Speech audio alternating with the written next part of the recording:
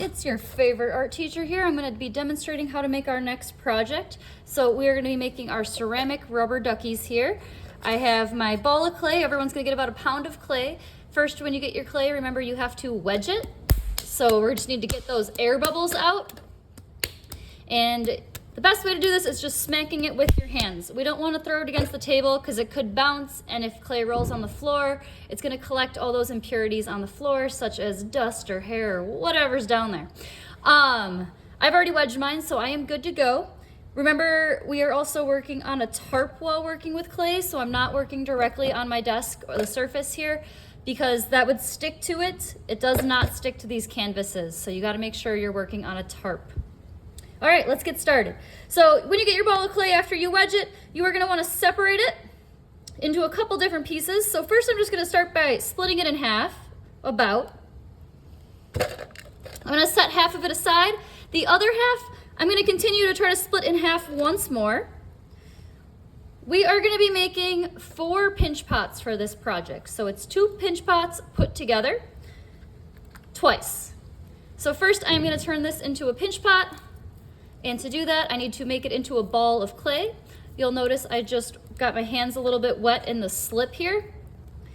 Remember, we need to keep the clay moist while working with it. If it starts to crack and get dry, it's only going to continue to crack and get worse. So keep your hands moist, but don't get them soaking wet, and definitely don't put the ball of clay into the water because then it's going to be too wet and too sticky to work with. So we got to find that happy medium. All right, let's get started. So this is a nice little sphere of clay. I'm gonna stick a finger in it. Don't stick it all the way through. And then I'm gonna start by rotating it and pressing around the edges. So I got like a little crab claw here. I wanna press slowly, not to make sure I don't poke a hole in it. I'm just slightly moving that clay and pressing it so it expands this. You'll also notice I don't have it sitting on the tarp. If I do that, I'm gonna end up with a flat bottom, and I don't want that either. So a nice rounded shape here. And I start from the bottom and I'm pinching, now I'm working my way towards the top. You don't wanna start at the top because then it gets too thin and it starts breaking at the top. And if you were making a really big pinch pot, eventually you would not be able to reach your hand to the bottom anymore. Not a big concern for this project, but maybe in the future. This is looking pretty great. My edges aren't too thin. I don't want to make them too thin or they would crack. And don't worry that it's not like a perfect half a circle shape here. That is not a worry yet. So I'm gonna do that one more time for the other half.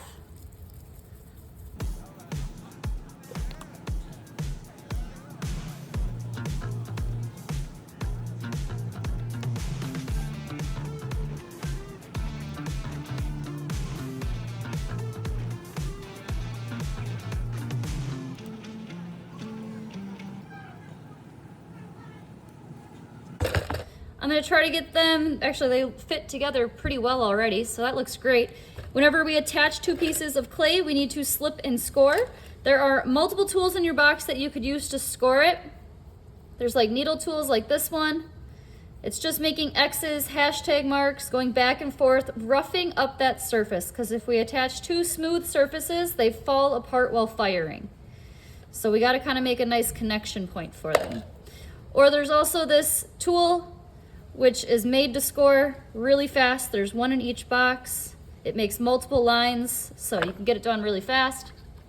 I'm gonna then grab slip, apply that to one side, and stick these pieces together. It doesn't matter that it's not perfect. I still got some gap there. I'm gonna set my project aside, grab some of my extra clay, and now I'm gonna be making a coil. Coil is when we roll the clay out in a snake-like shape. And this is really gonna join these 2 together nicely. So here is my coil. I'm just gonna get a little bit of slip on it. I don't need to score for the coil because I'm gonna be blending this in really, really well. But I'm gonna press that around, fill in those gaps. Then I can take tools such as these modeling tools. There's wooden ones, there's plastic ones. lots of options in our boxes, but I can really blend that coil into the edges and use it to fill those gaps up, trapping all that air inside. Once that air is trapped, I can really change the shape of this. So right now it's looking like a wonky looking potato, and I don't want it to look like that. I want it to be more oval shape.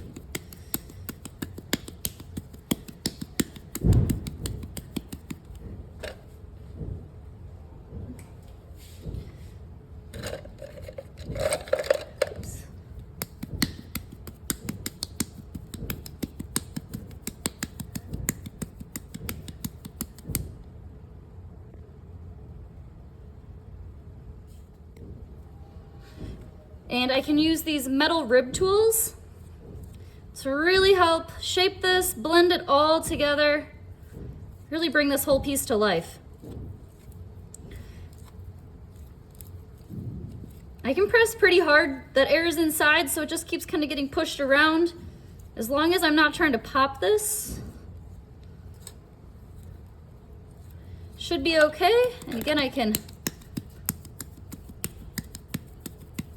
manipulate it into the shape that I want. Now this is looking perfect. These are gonna be the bodies of our rubber ducks.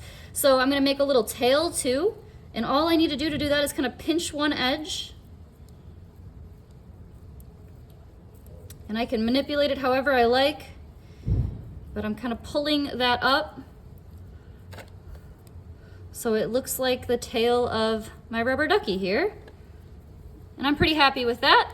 I'm gonna set this one aside, and then we need to make 2 more pinch pots and save some for extras. So I am just gonna start by separating a little bit of this, again, to make another coil, to make some extras for my rubber ducky. And then my other bigger piece, I'm gonna split into 2 because I need 2 more pinch pots. So same process here.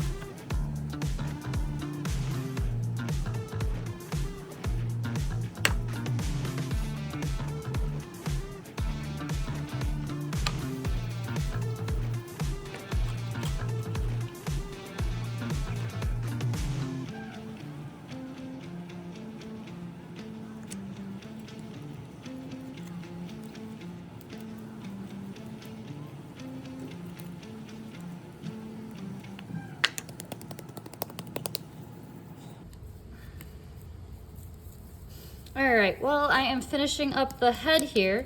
Just a reminder, why we make these pinch pots is because if we had clay that was over about 1 inch thick, it would take, first off, it would take probably at least 3 months to dry, which is crazy, and we don't have 3 months.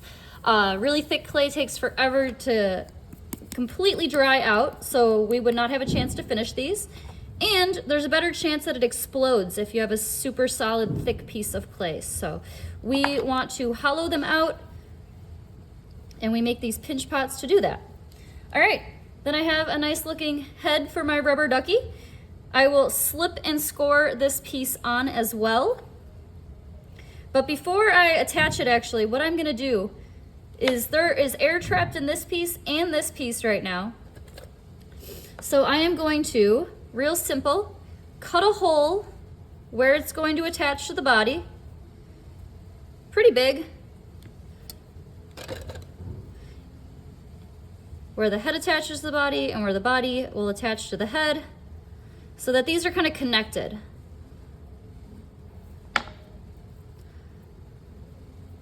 Perfect, and then still add some score lines here. Don't want anything coming apart. Get a little bit of slip, and then I'm gonna make sure those line up and attach it on there. You will want to add a little coil in between the head and the neck as well, because it is not very sturdy by itself. The head weighs a lot, and it needs some more support.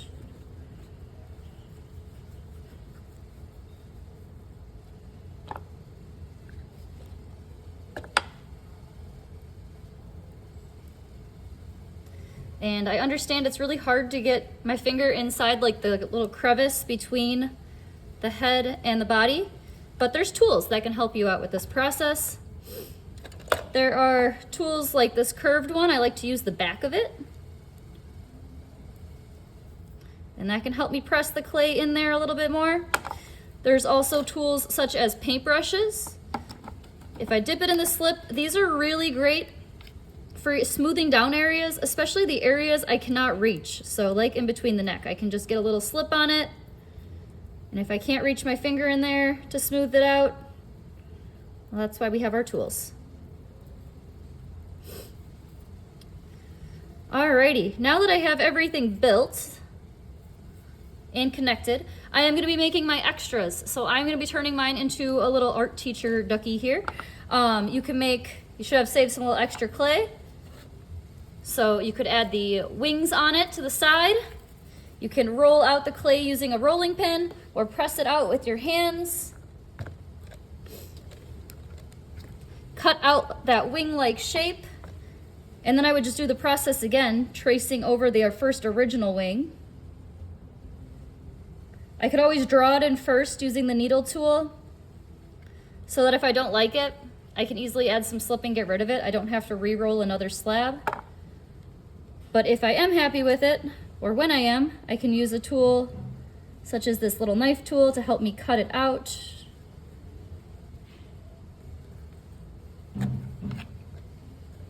And then I can make another one the exact same size. So I'm gonna go ahead and finish my duck and I'll be back in a minute. Alrighty, I am back with my finished duck.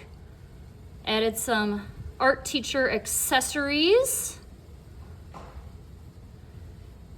I smoothed out all my rough edges. I used a paintbrush. I used sponges for the larger areas. Looks fabulous. And then the very last thing I did, of course, we trapped a ton of air in these. So I had to go back and poke a little hole in it. To do that, all I did was take a needle tool, even a back of a paintbrush would work, and you just stick it in so that air is released. And that is all it takes. We'll let these dry. It's still gonna take a couple weeks and then we'll come back and paint them later. Thanks for watching.